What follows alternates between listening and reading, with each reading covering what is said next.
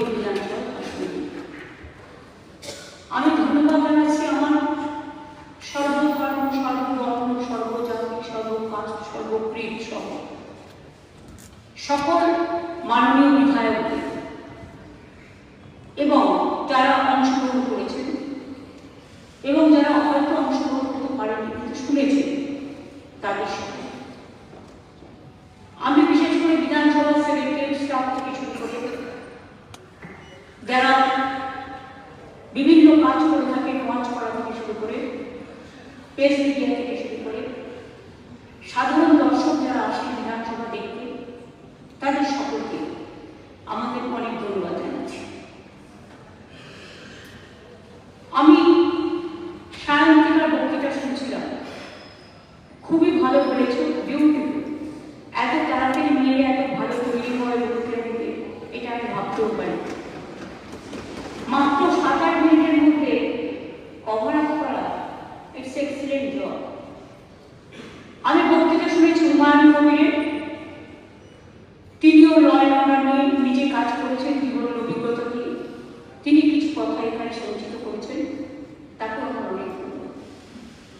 আমি বক্তৃতা শুনেছি জয়প্রকাশ টপ্পর, দারুণভাবে হিন্দি ভাষায় সেই চা বাগানের কথা, আদিবাসীদের কথা তুলে ধরেছেন, তাকেও আমার অনেক অনেক অভিনন্দন।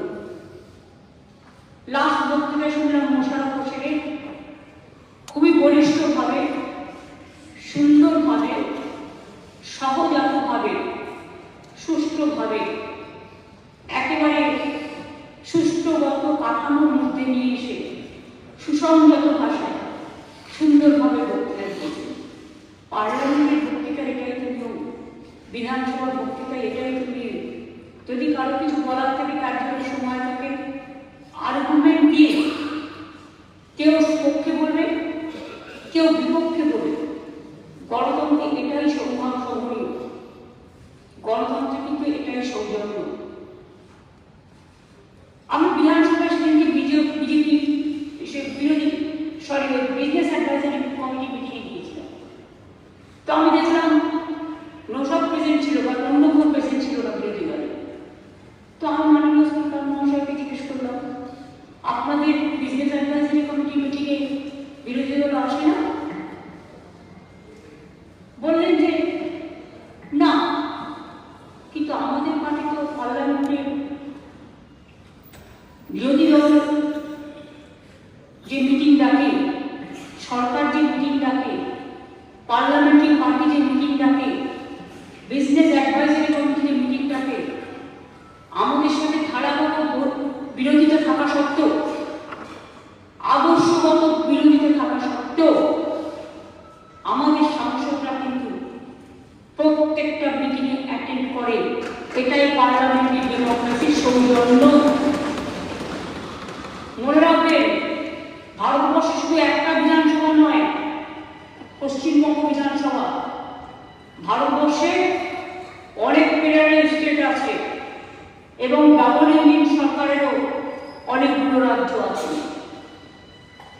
অনেক সময় আমি লক্ষ্য করেছি রেশিও অনুযায়ী কার কত সদস্য, সেই হিসেবে টাইম দেওয়া হয়। আমাদের সাংসদরাও তাই, কিন্তু এখানে 50% টাইম দেওয়া হয় বিরোধী দলকে। রেশিও দেখুন,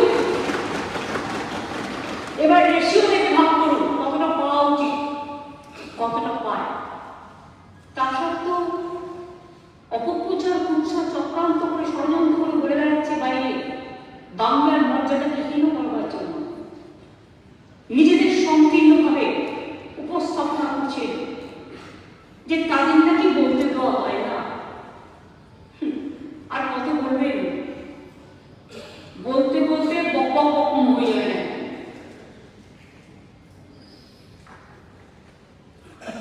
এত বকার পরেও, বক মানে আমি কথা বলছি, বকুনি দেওয়া না, কথার অনেক রকম মানে হয় একটা ওয়ার্ডে। বাইরে কি বললেন ভিডিওতে, অ্যাসেম্বলিতেও বলেছে, কাগজ ছড়েছেন বলেছেন, আমিও ছড়েছি। শুনুন, আপনারা কতজন আছেন সংখ্যায়? আমি যখন কাগজ ছড়ে ছিঁড়েছিলাম, তার কারণ হচ্ছে আমি তখন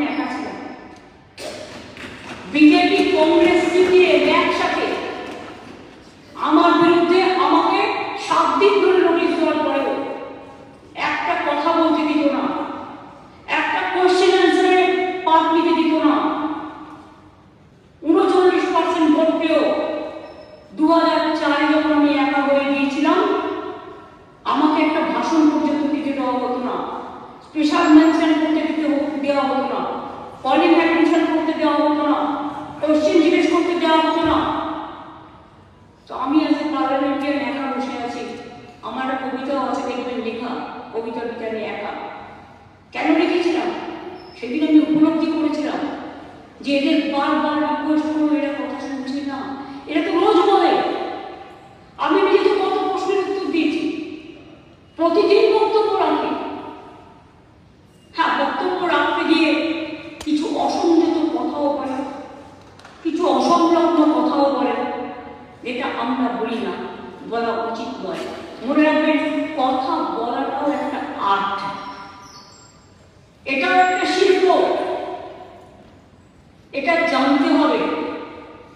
যারা বক্তৃতা দেন, বক্তৃতা দিতে ফ্রিডম অফ স্পিচ মানে এ নয় কাউকে অ্যাটাক করা, কাউকে হেট করা, হেট স্পিচ দেওয়া, কাউকে কমিউনালি প্রভোগ করা, কাউকে ইনস্টিগেট করা, হাউসটাকে ভাগ করে দেওয়া। এই হাউসটা পর্যন্ত যারা এসছে প্রত্যেকে জনপ্রতিনিধি, কেউ হিন্দু, কেউ মুসলমান, কেউ শিখ, কেউ খ্রিস্টান, কেউ পারসি, কেউ রাজবংশী, কেউ খান্তাপুরি, কেউ আদিবাসী, কেউ তপশিলি, কেউ ভাই, কেউ বোন। মানুষ তাদের নির্বাচিত করে পাঠিয়েছে। তেমন কি হল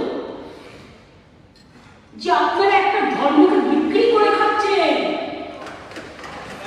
একটা ধর্মকে বিক্রি করে আমরা খাই না, আমরা সর্বধর্মকে সম্মান করি। কারণ এই মাটিতে রামকৃষ্ণ থেকে শিখেছি, রামকৃষ্ণ পরমহংসদেব সর্বধর্ম সমন্বয় শিখেছি, স্বামী বিবেকানন্দের থেকে শিখেছি, রবীন্দ্রনাথ ঠাকুরের থেকে শিখেছি, নজরুল ইসলামের থেকে শিখেছি, বুদ্ধং শরণং গচ্ছামির থেকে